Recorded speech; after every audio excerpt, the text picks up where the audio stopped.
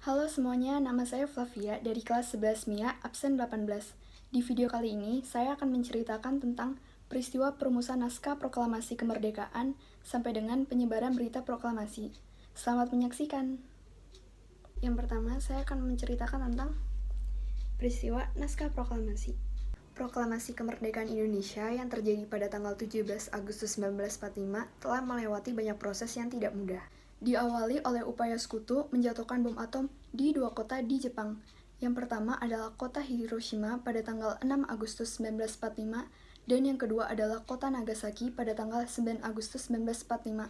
Akhirnya, Kaisar Jepang, yaitu Kaisar Hirohito, menyatakan menyerah tanpa syarat kepada sekutu pada tanggal 14 Agustus 1945.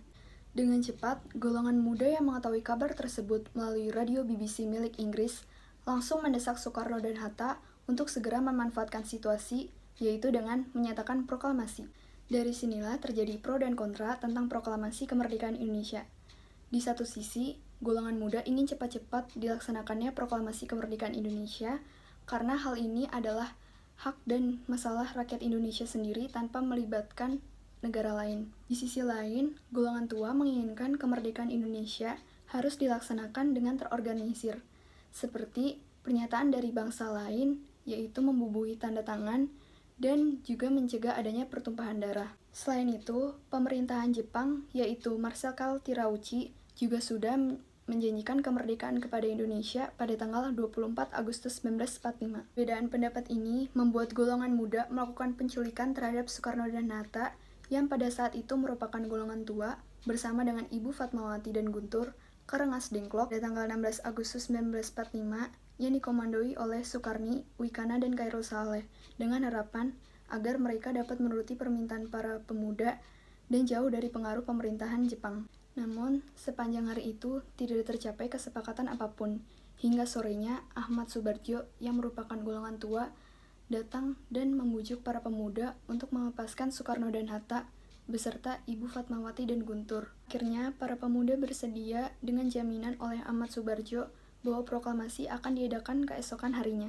Malam itu juga, rombongan berangkat ke Jakarta menuju rumah Laksamana Maeda untuk menyelesaikan permasalahan.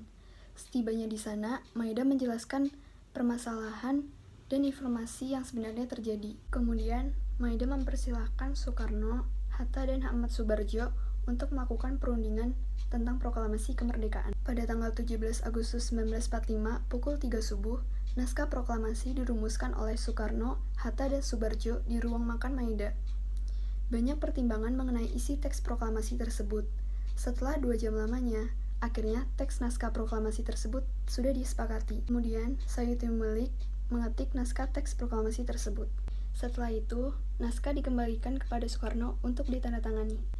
Akhirnya, pada tanggal 17 Agustus 1945 pukul 10 pagi, di rumah Soekarno di Jalan Pegangsaan Timur nomor 56, naskah proklamasi dikumandangkan dengan suasana khidmat dan dilakukan pengibaran bendera merah putih beserta menyanyikan lagu kebangsaan Indonesia Raya. Yang kedua, saya akan menceritakan tentang penyebaran berita proklamasi. Setelah proklamasi berlangsung pada tanggal 17 Agustus 1945, Hatta memberi pesan kepada BM Diah yang merupakan wartawan yang ikut hadir dalam perumusan naskah proklamasi di rumah Laksamana Maeda untuk menyebarluaskan berita proklamasi kemerdekaan Indonesia di berbagai daerah. Hatta juga mengusulkan agar teks proklamasi diperbanyak dan beritanya disiarkan di seluruh dunia. Berita ini tersebar pertama kali di Hari Proklamasi Kemerdekaan Indonesia, yaitu pada tanggal 17 Agustus 1945.